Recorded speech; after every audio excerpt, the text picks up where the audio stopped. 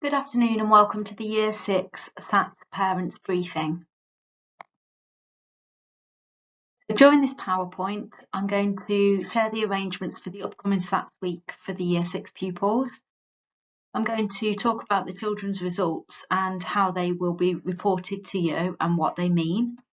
And I'll just be talking to you a little bit about how you can support your children in the next few weeks as we approach the SATs. So first of all, what are the SATs? Well, SATs stands for Standard Assessment Tests, and they are taken towards the end of Year 6. And the Year 6 tests assess the children's attainment in English and maths in comparison to other 11-year-olds across England. They assess the children's learning from across the whole of Key Stage 2, so that's everything that they've learned between Years 3 and 6. And they are statutory tests for every child in England, and therefore it is essential that every child is present for all of the tests. So the next few slides just cover the arrangement for the week of the SAT. So as you can see here, there's a timetable for the SATs week, which begins on Monday the 13th of May and goes through to Thursday the 16th of May. So it will begin with the English, grammar, punctuation and spelling test, and there'll be 2 papers and they will both be on Monday. Then on Tuesday morning, the children will have their reading paper. On Wednesday morning, they will have mathematics paper 1, which is an arithmetic paper, and mathematics paper 2, which is problem solving and reasoning. And then on Thursday, they'll have their 3rd and final mathematics paper, which will be another problem solving and reasoning paper. Now, there's no longer a test in writing, but the children will be given a teacher assessment judgment for their writing. And that's kind of a judgment based on how they have performed in all of their writing pieces across the whole of Year 6. So we will look at the work that they've produced across their English books, RE books, history and geography and science books, and we will give them an overall judgment as to where we think they are performing in writing. So most of the children will be sitting the SATs tests in the hall. But for a few of the children, we know that they work a lot better in a smaller, calmer, quieter classroom environment, and so we will be also using the classrooms next to the hall, which are the current Year 4 classrooms. So the children will have their own desks either in the hall or in one of the classrooms.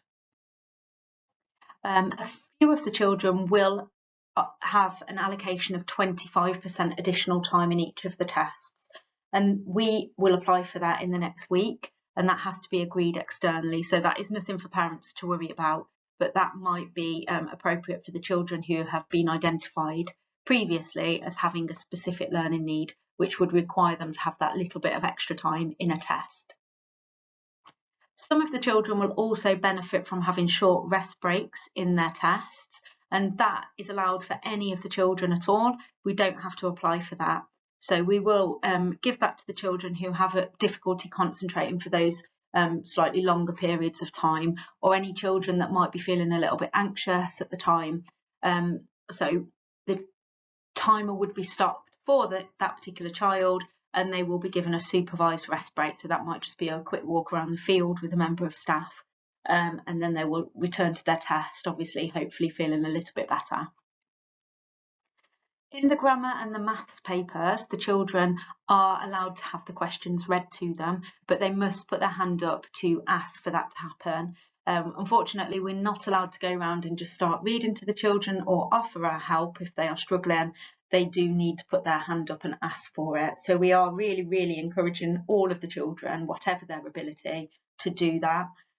Even if it means that they put their hand up for every single question, there will be staff there that can go and read the question to them. And we have found that when we've done practice papers, the children have really benefited from putting their hand up, having the question read, because it just takes away that pressure of them having to read it for themselves, and instead they can think about processing the information and actually what the question is asking them to do, so that they can work out their answer. So the next couple of slides will just explain how the SATs are marked and how those results will be reported to you. So there are a different number of questions on each of the papers in the different subjects, and therefore there are a different number of marks available in each test. So you can see here that in maths, the 3 papers will total to 110, so it will be marked out of 110. In grammar, it will be marked out of 70, and in reading, it is marked out of 50. So the papers will be sent away, they're marked externally, not by ourselves, and we will be given a raw score. And the raw score is basically how many marks they have achieved on each of those papers. So obviously in maths, it will be a raw score, how many marks they got out of 110, etc. And then the raw scores for maths, reading and grammar will be converted into what we call a scaled score. And scaled scores will range from 80 up to 120. So 80 being the lowest possible scaled score that a child might achieve, and 120 being the highest possible score. We're looking for a scaled score of 100 to show that the child has demonstrated that they are working at the national standard. So that is at the expected standard for a Year 6 pupil. So you can see from the table below that anything between 100 and 109 shows that they are working at the national standard. Anything below that, between 80 and 99, that they are working towards the national standard. And anything above that, between 110 and 120, that they are working above the national standard, which we call working at greater depth. If for each subject tested, when the papers have been marked, you will receive a raw score, which is how many marks they achieved on the paper, the converted scaled score for each subject, and the confirmation in each subject as to whether they've attained the national standard. And the SATS results will be given to your child's secondary school during our transition meetings, which will be going on during the summer term, and they may or may not be used to help the secondary school set the children in the different subjects when they start in September. It's worth just saying that obviously we all have good and bad days, and if the children, if a child has a particularly bad day and doesn't perform as well as we had hoped during the SATS test, then obviously we will make sure that your child's secondary school is aware of that during their transition meetings. Also, the SATS tests obviously go away to be marked, as I mentioned earlier, and therefore it takes quite a long time for the results to come back, and they don't actually return to us until the second week in July. So as soon as we get them back, then we'll be able to pass those on to you. So the tests themselves. The reading test, first of all, consists of 1 test paper, but it does have 3 unrelated texts within it, and they could be fiction, non-fiction or poetry. So it's really important that the children have been exposed to a different range of texts. So if they are reading at home, if you can try and get them to read widely, then that will give them more experience in reading different types of texts. We are doing that in school in our reading lessons. So children are given 60 minutes in total, which includes reading the text and answering the questions. So they have to work really quickly in that test, unfortunately. So we are practicing speed reading, if that can be something that could be practiced at home as well as answering different questions about what they have read. There is a total of 50 marks available in that paper, and last year in 2023, children needed to score 24 marks to achieve the scaled score of 100.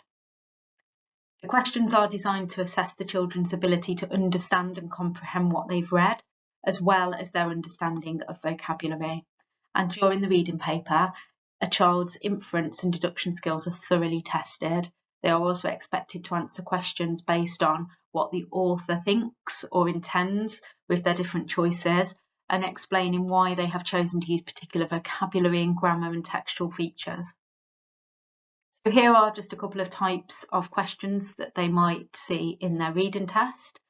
So this is a 2-mark question, and it's got an inference focus. So what evidence is there of Martine being stubborn in the way she behaved with her grandmother?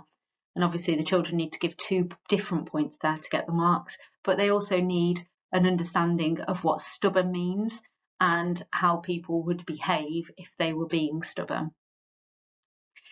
Then we have questions with a vocabulary focus. For example, what does the word invaders suggest about the humans arriving on Mauritius?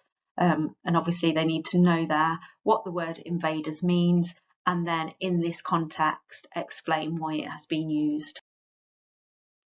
Moving on to the grammar, punctuation and spelling test.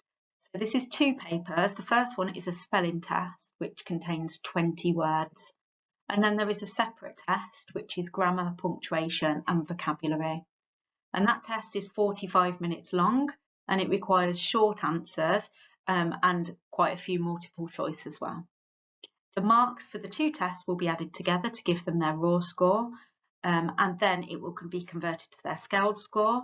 In 2023, the children had to score 36 marks overall to achieve the scaled score of 100, which would show that they were working at the expected standard.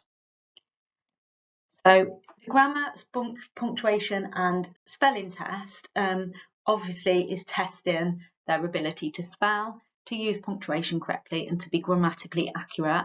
And so every single question, if they're writing an answer, it must be correctly punctuated and spelt correctly. If they're adding prefixes or suffixes onto words as part of the test, then their spelling counts for it.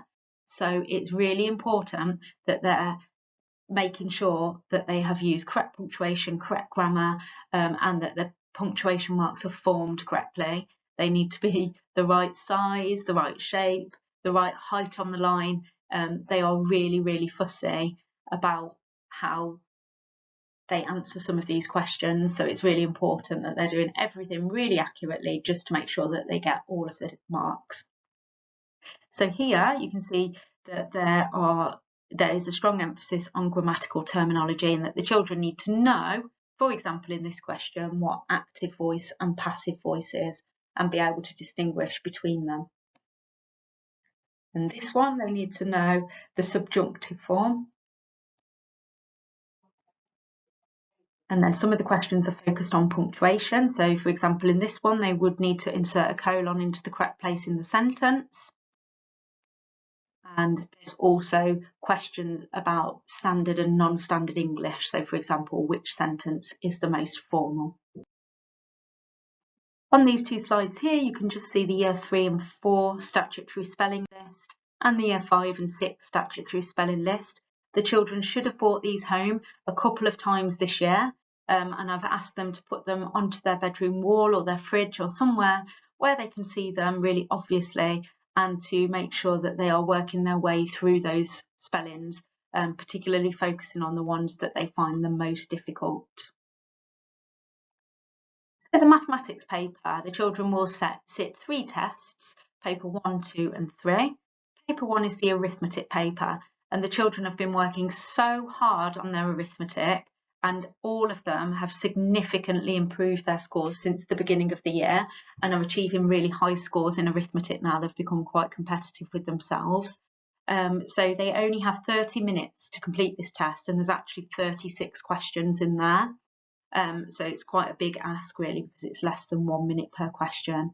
It will cover addition, subtraction, multiplication and division, and it's the calculation methods for those. But it's not just whole numbers, it includes fractions, decimals and percentages as well.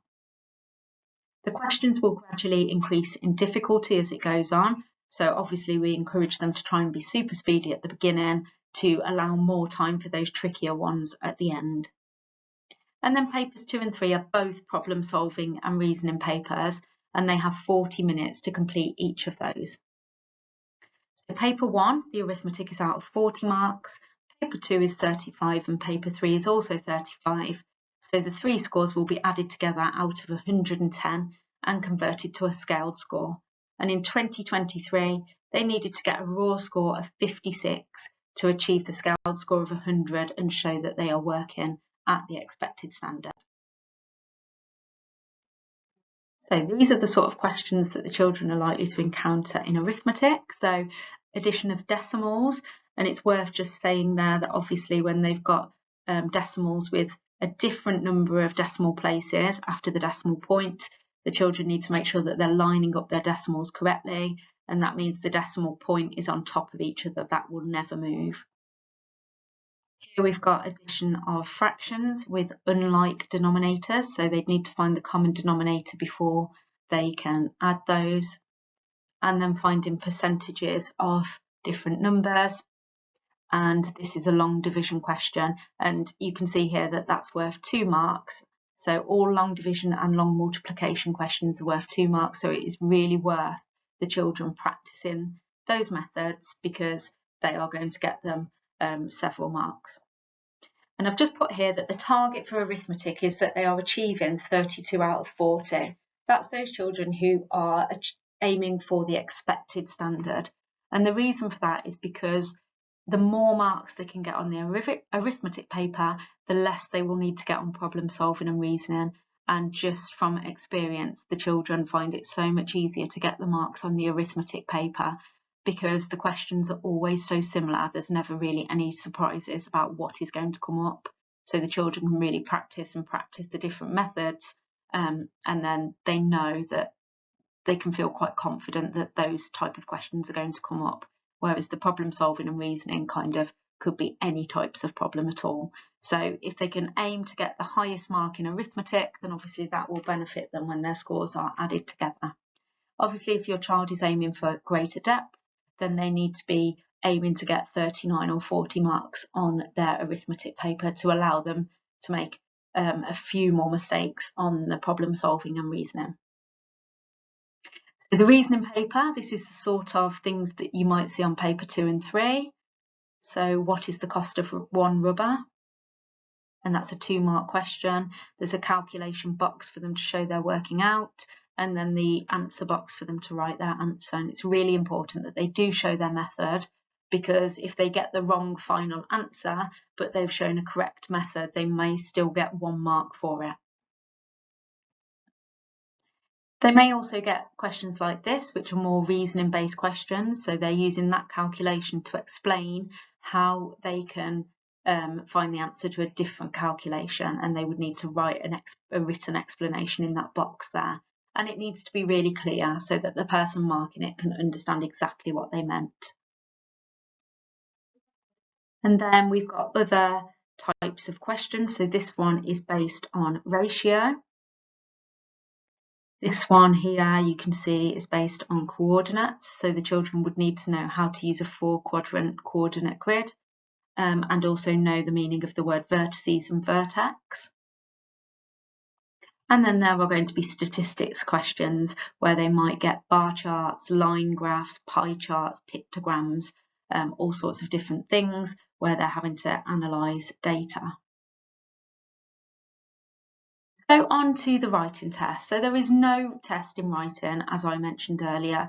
Instead, the children will be given a teacher assessment judgment, and that will either be that they're working towards the national standard, that they're working at the national standard, or that they are working at greater depth within the national standard.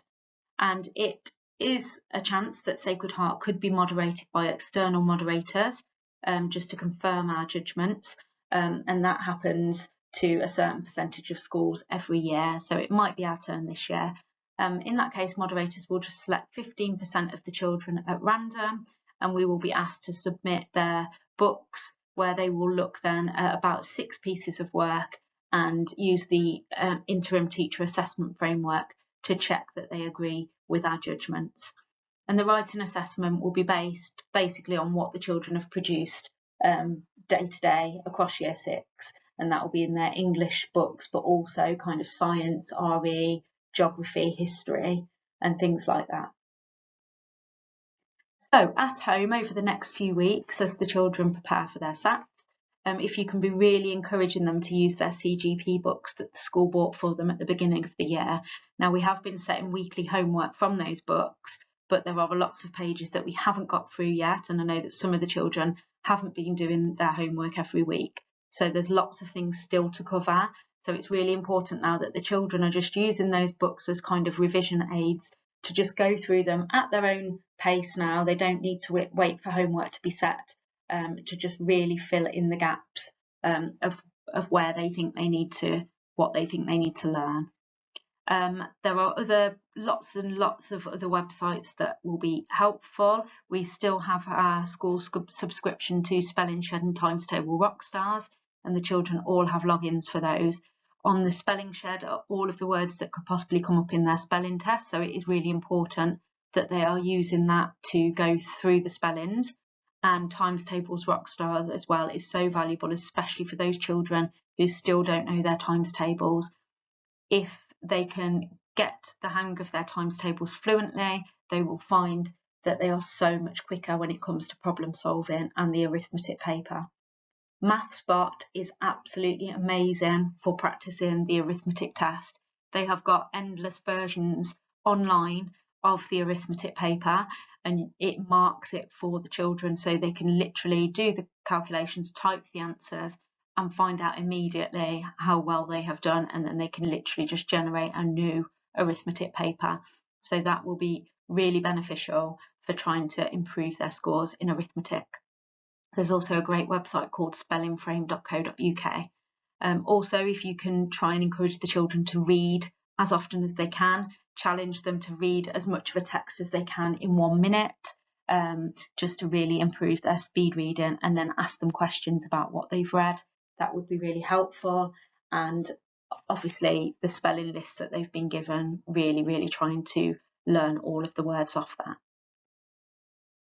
So during the week of SATs, we will be offering a free breakfast club in the lodge, and we would love to see all of the children there. We'll provide toast and cereal and fruit juice.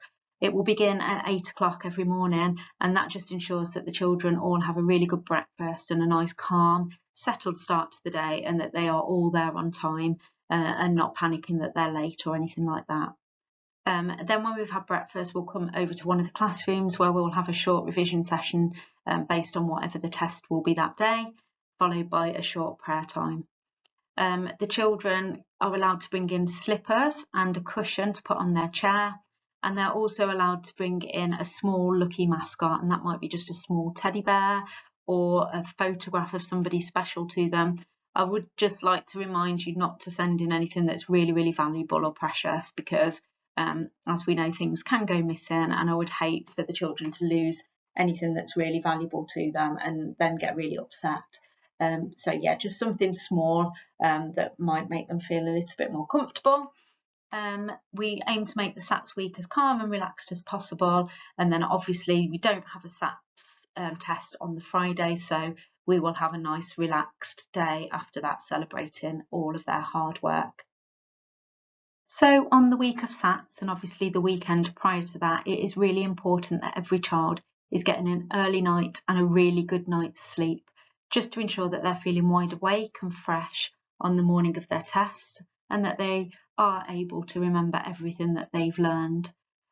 Also, obviously, in the run-up to SATs, we are doing lots and lots of revision every single day, and we do have lots of tired children at the moment who seem to be yawning their way through lessons and finding it really hard to concentrate. And by their own admission, many of them are saying that they spend hours and hours in the evenings playing on their games and phones and devices, and that they're not getting many hours sleep at all. So I'm asking for your cooperation and support in really encouraging the children over the next few weeks to get a really good night's sleep every single evening, so that they are really focused in lessons, and that would just give them the very best chance of being successful in their SATs. Some of the children have also been invited to attend booster sessions, and this is just to support them in fulfilling their potential, whether that is the national standard or above the national standard at greater depth. If they have been invited to booster before or after school, really please encourage them to come, because it is so valuable. Not just for their SATs test, but also beyond that, as they move to secondary school. We want them to leave Sacred Heart and go into year 7 feeling really confident with their maths ability. So if they have been invited, please do ensure that they come for the next few weeks. Some of the boosters are also going on during school time, especially during assembly. So if your child hasn't been invited for one after school, then it may be that they are attending during school time. And that is about all. So just to say thank you so much for your continued support. And if you do have any other questions about SATs, then please don't hesitate to contact us. The children have worked so hard this year in lessons, and we have been so impressed by their determination, their perseverance, and some of them do find it really tricky. Some of the work that we are doing is really challenging, but we are just so proud of them all, and we wish them all the very best during their SAT. So thank you very much, and I'll see you all soon.